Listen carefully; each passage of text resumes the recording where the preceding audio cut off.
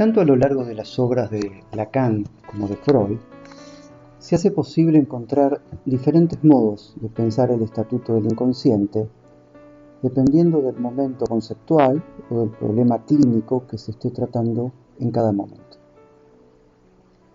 Nos proponemos en este caso realizar un contrapunto entre dos momentos de la obra de Lacan, a partir de los cuales se hace posible pensar, primero, el inconsciente en su estatuto gramatical, articulado al concepto de cadena significante, y en un segundo momento el inconsciente en términos de una escritura, o sea, no ya en términos gramaticales sino lógicos, en el sentido en el que Lacan define a la lógica como la ciencia de lo real. Esta diferencia interna en el concepto inconsciente no implica desde ya ninguna primacía del uno sobre el otro, y bien podría ser pensada como que corresponde a diferentes momentos de un análisis. Está en consonancia con lo planteado por Miller en su libro Mate más 2, donde afirma por un lado la existencia del inconsciente, la existencia todo junto, el campo en el que ubica la cadena significante, las formaciones del inconsciente con el sentido que implican, y la posición del analista como sujeto supuesto al saber. Por otro lado, define allí a la existencia, separado, la existencia del inconsciente, en la medida de su articulación al goce, el inconsciente en lo que tiene de real, más cercano a la estructura del lenguaje que a la del discurso. Y si bien es cierto que es minucioso el trabajo que Miller hace allí sobre estas dos dimensiones, ambas son extraídas del planteo mismo de Lacan. En el seminario sobre la lógica del fantasma, en el contexto de su crítica y utilización de los conceptos de Marx, Lacan plantea la estructura como lo latente, lo no manifiesto que sostiene la economía. A partir de aquí podemos inferir que el modo en que define y conceptualiza el inconsciente conlleva una determinada manera de pensar el problema del goce. El psicoanálisis es tributario de los efectos de la ciencia, no cesa nunca de recordarnos esto. Así, en este seminario, en la lógica del fantasma, puede señalar que la ciencia produce un efecto de vacío a nivel de la estructura del lenguaje, en tanto intenta eliminar al sujeto, pero más esencialmente por cuanto la ciencia se desentiende del campo de la verdad. En ese lugar de vacío, el psicoanálisis coloca al inconsciente y allí, el lenguaje, habla.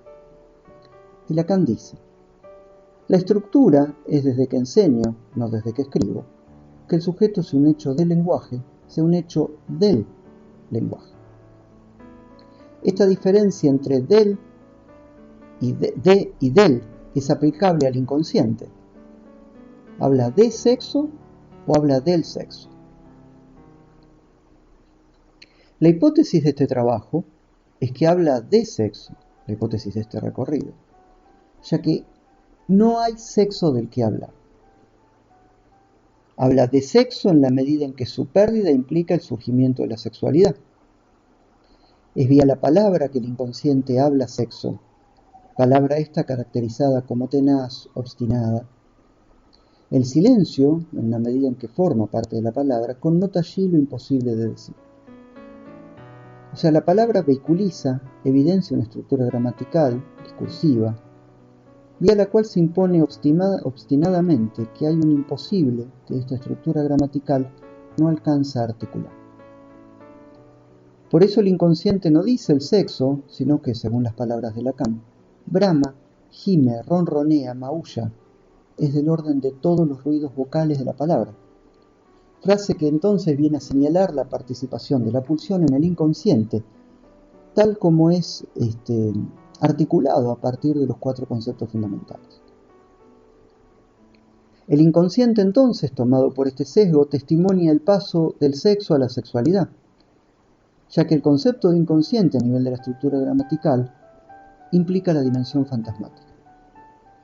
O sea, allí en la sexualidad desplegada vía la palabra, vendrán a tomar función tanto los objetos A como el falo, en la medida de su dependencia del discurso. El inconsciente es el discurso del otro. Estos objetos participan de la sexualidad debido a su relación metonímica o metafórica con ella, y este es quizá uno de los baluartes de este seminario, donde Lacan puede establecer el vínculo, ya no solo de la significación fálica, del falo en general podríamos decir, respecto del inconsciente como discurso del otro, sino ensamblar allí la función de los objetos A. En la sexualidad entonces nos encontramos con dos dimensiones, los significantes y los objetos. Si bien ambos están sometidos al movimiento y a la temporalidad sincopada del inconsciente, debemos aclarar que sus leyes, espacialidad y temporalidad son diferentes, razón por la cual Lacan puede, por ejemplo, plantear que a nivel de la interpretación no es lo mismo la escansión que el corte. Todos estos elementos, objetos y significantes, vienen a cumplir el papel de falsos conectores allí donde no hay sexo. Es en este sentido que el inconsciente a nivel de la gramática es solidaria del fantasma, y al modo del cuadro de Magritte, la condición humana, vela ese imposible de la relación sexual, a la vez que muestra algo donde la escucha del analista podrá leer eventualmente la fisura. Y la leerá precisamente donde el discurso predica sobre lo sexual en el sujeto. La leerá donde lo predicativo viene a obturar, velar lo imposible. Un elemento esencial de esta predicación es la dimensión fálica, o sea, lo mensurable que el fantasma supone. Lacan realiza una crítica profunda de lo fálico, afirmando: todo patrón de medida lleva la mancha de un espejismo imposible de disipar. Así, la operación de la medida es en función de su falla, lo que nos recuerda su dependencia de la operación metafórica del nombre del Padre. Toda medida está marcada por un imposible que la condiciona, delimitando su operatividad. Llevado esto a nivel de la estructura misma, encontramos la imposibilidad de pensarla en términos geométricos. Es imposible exige la topología, o sea, la prescindencia de lo métrico. Por ello, podemos pensar el giro que se produce entre este concepto gramatical y el inconsciente como escritura, cuestión esbozada pero no desarrollada en el seminario de la lógica del fantasma. Allí dice: el gran secreto del psicoanálisis es que no hay acto sexual. ¿Hay en el acto sexual algo donde, según la misma forma, el sujeto se inscribiría como sexuado, instaurando en el mismo acto su conjunción al sujeto del sexo opuesto? Es claro que todo en la experiencia analítica habla en contra. Nada en ese acto deja de testimoniar que sólo podría instituirse en el discurso donde cuenta ese tercero. El sujeto, ¿no?, como Lacan ya había afirmado en la significación del falo, es asexuado. Solo lo predicativo del discurso permite sexual.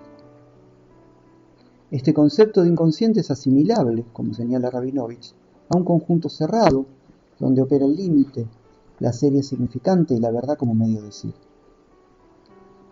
Pero también ella define un inconsciente en la medida del conjunto abierto, donde ya no se trata de concatenación significante, sino de vecindad topológica de los términos. Allí donde el concepto de cadena significante dará lugar al del enjambre. En las propias palabras de Rabinovich, este concepto del inconsciente implica la convergencia de lo modal con lo nodal. En otros términos, es que se inscribe lo que en el Seminario 21 Lacan llama el inconsciente como escritura. Esta escritura implica un saber que atormenta al sujeto, un saber en el sentido de algo cifrado.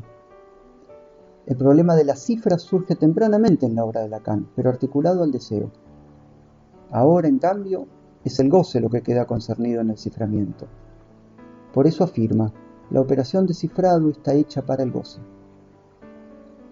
¿De qué se trata este saber? Se trata, como dijimos, de un enjambre de significantes que atormenta al sujeto, y de allí que el inconsciente sea definido como un trabajador incansable. Se trata de un lote de saber que a ese sujeto le tocó en suerte. Y el concepto de lote implica desde un principio que no se trata de una totalidad, sino que es un conjunto de ese uno sin un orden secuencial. Asistimos entonces a la ruptura del concepto de cadena significante, a nivel inconsciente, por supuesto. Cadena significante que es solidaria de la necesidad de pensar al inconsciente en función de un espacio no métrico, o sea, en términos topológicos.